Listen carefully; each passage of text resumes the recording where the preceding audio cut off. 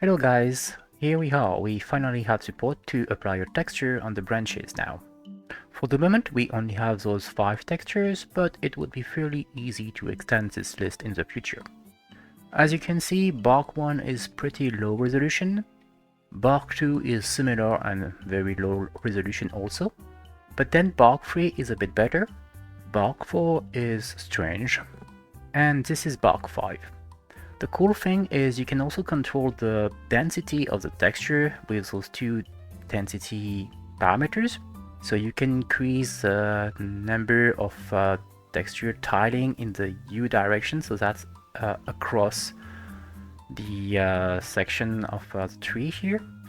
Or we can increase the texture tiling vertically, so that's along the branches. But in fact, before we keep talking about the NervForge tree generator, there is another tool here that I would like to mention, which is called TreeIt. I just discovered that tool and it's freely available online, and I think it's really worth it if you're interested in tree generation. Let's open the first tree model here. So as you can see, this looks really nice. So I'm thinking this is typically the kind of result I would like to achieve in my own generator. So I'm definitely going to use this tool as a template and inspiration source. One thing I'm noticing here, for instance, is that you could in fact spawn multiple branches at the same location. So maybe I should add support for this in my own generator. Here is another type of tree that can be generated here. In fact, the leaves here are pretty similar to the one I'm currently using. And the way the branches are distributed here around the main trunk is really interesting. I can't currently do something like that with my own algorithm, so that's also something I should probably introduce. The possibility to spawn multiple branches at the same level, basically, with a few small variation maybe. And the display of the trunk base here is also something I need to improve in NervForge, because currently it's just drawing a base cylinder, but trees don't really look like that. And in this tool you can even generate this kind of palm tree, which is amazing. It looks really nice. Currently I would not be able to do this with my generator, but eventually it would be cool if I could support that also. The trunk here looks really nice. So that's not something I'm planning to add support for right now, but apparently in this tool you can also generate this kind of cactus or small plants, so that's also very nice, and eventually maybe I could also provide support for that on my side. We'll see. Actually, it's when I was reading the README file for TreeIt that I found this link, which is the location where I found the texture that I'm currently using for the bark. If you're interested in the TreeIt software, you can find it on this page from the Evolved software company apparently.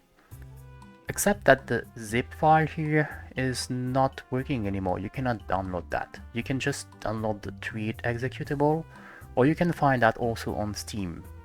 But now back to our own tree generator. I had to fix a few issues when I was working on the support for the bark textures here. The first issue was those validation errors because the accessor's offset was not properly aligned. And the problem was I was just writing all my arrays one after another in the big buffer that I have when writing the gltf file.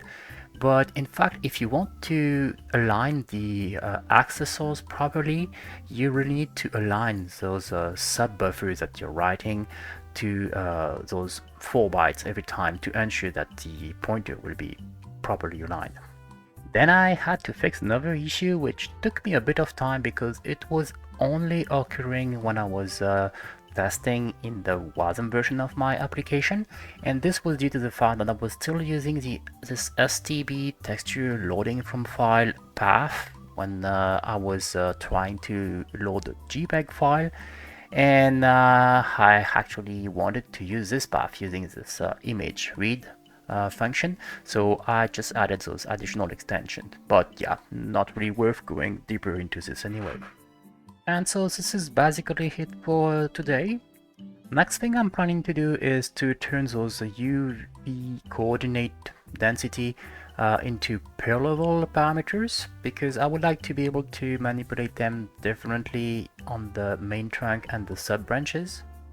And also, now that I am providing those additional pretty large JPEG images for the branches textures, I also need to find a way to provide that in a separate data pack, because I don't really want to keep those files directly into my GitLab project. So when I'm building the data packages, I will need to provide a mechanism to specify a different path to find those specific JPEG images. So this is it for this time, guys. As usual, if you have any question, just let me know in the comments. And for my part, I'll keep you updated as soon as I'm adding a new feature or fixing any issue in this tool. Thanks for watching. Bye bye.